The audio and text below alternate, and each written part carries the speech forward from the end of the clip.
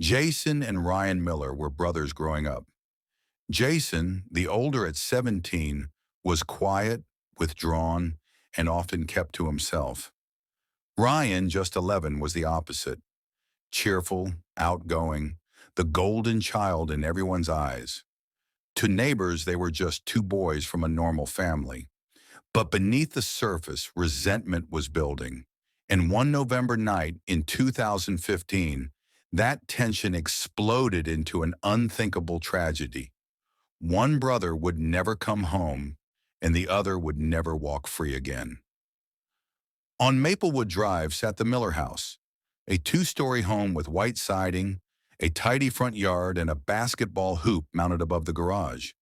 To anyone passing by, it looked like the picture of family life in suburban America. Inside lived Daniel and Rebecca Miller and their two boys, Jason and Ryan. Daniel, the father, worked long hours at a logistics company. He wasn't flashy, but he was steady. He was the kind of dad who made sure bills were paid on time and never missed his kids' school concerts. Rebecca, his wife, taught part-time at an elementary school. She was warm, approachable, the mom who always brought snacks for the neighborhood kids and made sure her son's friends felt welcome in her kitchen. Together, they were ordinary people raising their family, never imagining their lives would one day be at the center of a nightmare. Jason was their firstborn, 17 years old, tall, lanky, with a quiet presence that made him almost invisible in a room. Teachers often described him as smart, but disconnected, the type of student who could excel if only he applied himself. At home, he was reserved, retreating to his bedroom for hours at a time. He had friends, sure, but he kept his circle small. More often than not, he drowned out the world with headphones and the glow of his computer screen. Rebecca sometimes worried about him. "He's just a teenager," Daniel would say. "They all go through moody phases." And maybe that was true. But underneath the quiet exterior, something darker was taking root in Jason. Ryan, the youngest, was his opposite in every way. 11 years old, energetic, outgoing, he was the sunshine in the Miller house.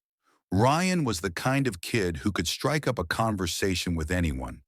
Teachers adored him, neighbors loved him. He always had a smile, always had a question, always wanted to help. At home, he trailed after his mom in the kitchen, and in the evenings, he often begged his dad to toss a baseball around in the backyard. To his parents, he was a joy. To Jason, he was a reminder of everything he wasn't. It wasn't that Jason hated his brother, not exactly, but the resentment built quietly, day by day. Every time Rebecca praised Ryan for his grades, every time a neighbor said, "That little one is going places," every time Daniel laughed at Ryan's jokes, Jason felt smaller, overlooked, forgotten. Ryan wasn't trying to overshadow him, but in Jason's eyes, Ryan had become the golden child, the one who could do no wrong. The Millers didn't notice the way Jason's smile tightened when Ryan was praised, or how his eyes hardened when his little brother made everyone laugh at the dinner table. To them, it was just the usual sibling rivalry. What family didn't have that? But what no one realized, not Daniel, not Rebecca, not the neighbors who waved at Jason as he passed, was that resentment was slowly turning into something much more dangerous. Friday, November 6th, 2015. It started like any other night. Rebecca cooked spaghetti for dinner, filling the house with the smell of garlic and tomato sauce. Daniel sat in the living room, flipping through channels until he landed on a college basketball game. Ryan raced through his meal, eager to get back upstairs to his Xbox, where his friends were waiting online. Jason ate quietly, eyes down, answering his mother's questions with little more than shrugs. Nothing seemed out of place. Nothing felt wrong. After dinner, Rebecca carried her papers to the kitchen table to start grading. Daniel leaned back on the couch, his attention fixed on the game. Ryan's laughter echoed from upstairs as he shouted into his headset, joking with his friends. And Jason? He slipped back into his room, shutting the door behind him. It was an ordinary Friday night in the Miller household. At least that's what everyone thought. Later, Jason left his room and walked down the hall to where Ryan was playing. To Rebecca and Daniel, the muffled sounds upstairs were just kids being kids. A door closing, footsteps, maybe a raised voice. Nothing unusual, but in Ryan's room something snapped. What began as brotherly teasing turned sharp. Words turned into shouting, and then shouting gave way to something far more sinister. Minutes later, Jason came downstairs. His face was calm, his voice steady. When his mother asked where Ryan was, he simply shrugged. Probably still upstairs. Rebecca thought nothing of it. Daniel didn't even look up from the game. But upstairs, Ryan's laughter had gone silent, and the Miller family had no idea their world had just changed forever. The fight between Jason and Ryan that night wasn't unusual at first.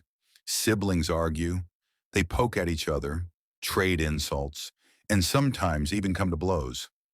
But this wasn't just a fight. For Jason, this was years of resentment boiling over all at once. It started with a joke. Ryan, sitting cross-legged on his bed with a controller in his hand, laughed at something Jason said under his breath. "What? You jealous I've got friends?" he teased. It was the kind of harmless jab an 11-year-old throws without thinking. But to Jason, it was gasoline on a fire that had been smoldering for years. He snapped. His words came out sharp, his voice rising louder than Ryan had ever heard. The laughter drained from Ryan's face. He put his controller down, suddenly nervous. He tried to defend himself, but Jason was already pacing, fists clenched, his anger spiraling out of control. What happened in those next few minutes would stay locked behind Jason's eyes forever. By the time the shouting stopped, Ryan wasn't moving. His small frame lay still on the carpet, the life gone out of him in an instant. Downstairs, Daniel turned up the volume on the TV to drown out what he thought was just the boys bickering again. Rebecca kept grading papers, her red pen scratching across the page. Neither had any idea that tragedy had already struck under their own roof. Jason froze. His chest heaved, his heart hammered, his hands shook. He hadn't thought this far ahead. He hadn't planned it. But now he was staring at his little brother's body, and reality hit him like a tidal wave. He was only 17, but in that moment he felt the weight of a lifetime of consequences crashing down. What would his parents say? What would the police do? Prison, headlines, shame. He saw it all flash before him, and so he did what fear often makes people do. He tried to cover it up. Jason dragged Ryan's body to the edge of the bed and pulled the blanket halfway over him as if he were sleeping. Then he opened the bedroom window a few inches, letting in the cold November air. He wanted to look like Ryan had snuck out. A runaway, maybe. Something that would make sense to everyone else. He grabbed Ryan's phone, wiped it clean, and shoved it under the bed. Then, with his breathing slowing, he looked around the room one last time. To him, it was good enough, believable. When he walked back downstairs, his face was calm. Too calm. Rebecca glanced at him as he passed through the kitchen. "Where's Ryan?" she asked. Jason shrugged.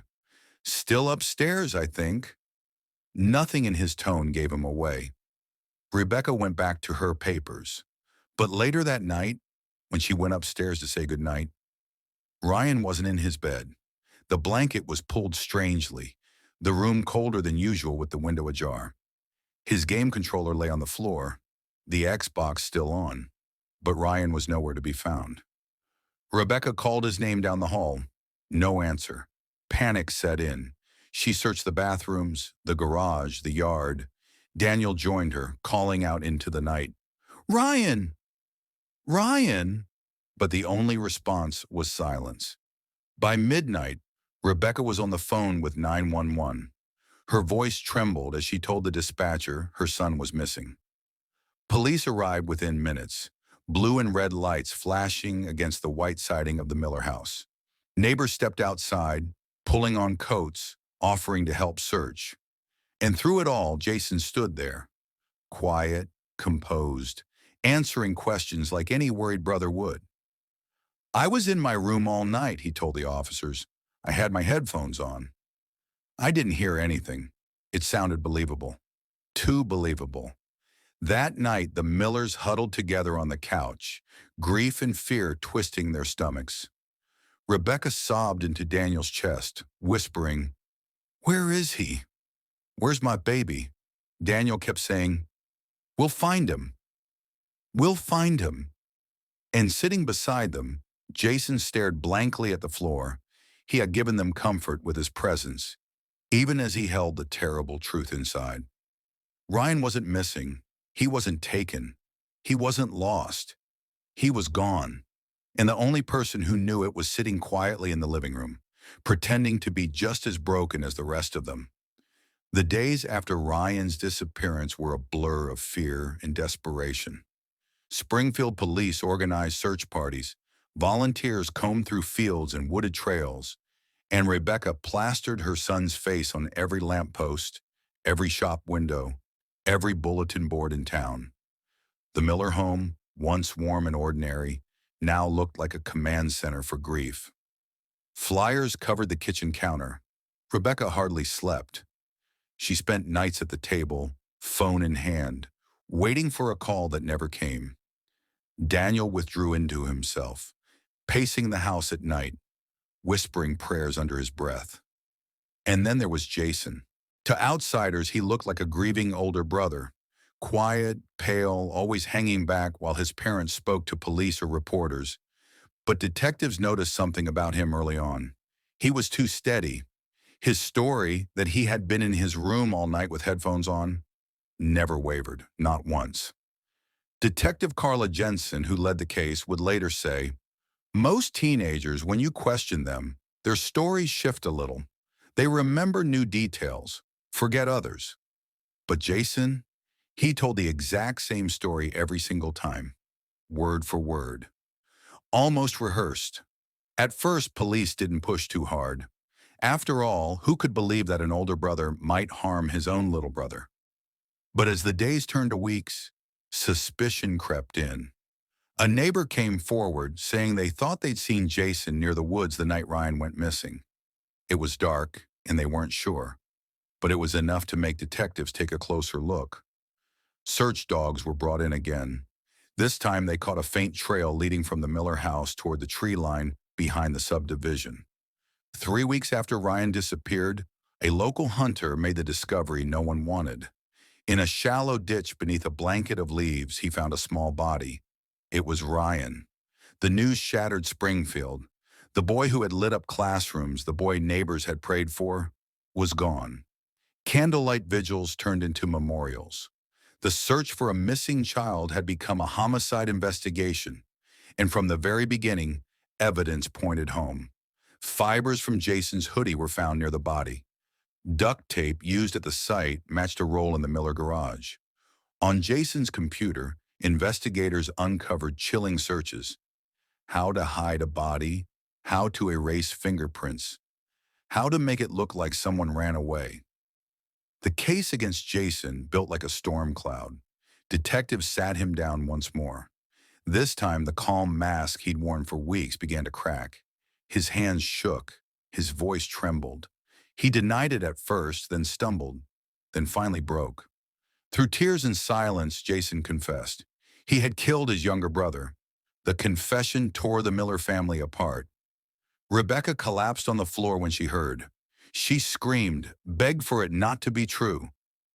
Daniel sat motionless, his face pale, unable to reconcile what he was hearing. For parents who had prayed for their missing son's return, the cruel truth was almost too much to bear. Not only had they lost Ryan, but the boy they still had, Jason, was now gone too, swallowed by the justice system. The trial came swiftly. The courtroom was packed. Neighbors, teachers, reporters. Prosecutors painted Jason as a jealous, cold older brother who snapped after years of resentment. The defense argued he was a troubled teen who acted in the heat of the moment, not a hardened killer. The jury didn't take long. Jason was found guilty of second-degree murder. His sentence, decades in prison. He was just 17 when he was led away in handcuffs, his parents watching with hollow eyes. The aftermath was devastating. Rebecca never returned to teaching. Daniel stopped attending neighborhood gatherings. Their once lively home became a shell. The laughter that once echoed through its halls silenced forever. Neighbors whispered about the tragedy for years, but the Millers rarely spoke of it again. To them, there was no healing, no moving on. They hadn't just lost one son, they had lost them both. And maybe that's the cruelest part of this story. Families spend their lives fearing what could come from outside. Strangers, kidnappers, intruders. But for the Millers, the real danger was already inside. A son, a brother, a secret that destroyed everything. In the end, the Miller family lost both of their sons in one night. One to violence, the other to justice. What looked like a normal family in a quiet suburb turned into the scene of a nightmare no parent should ever face. If this story gripped you, don't forget to like this video, subscribe to the channel, and hit the notification bell so you never miss another chilling true crime story. And tell us in the comments, do you believe Jason acted out of years of jealousy, or was it simply a tragic moment of rage? Until next time, stay safe and stay aware.